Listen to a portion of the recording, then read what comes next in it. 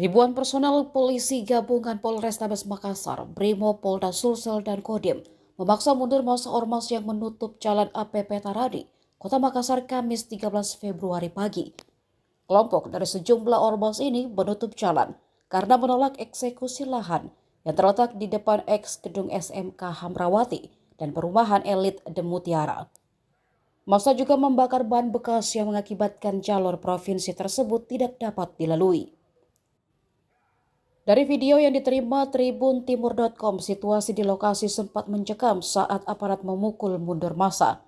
Laporan jurnalis Tribun Timur di lapangan, 2 pendemo diamankan terkait aksi tersebut. Sementara itu aparat mengultimatum massa yang menduduki lokasi lahan sengketa agar membubarkan diri tepat pukul 12 siang ini.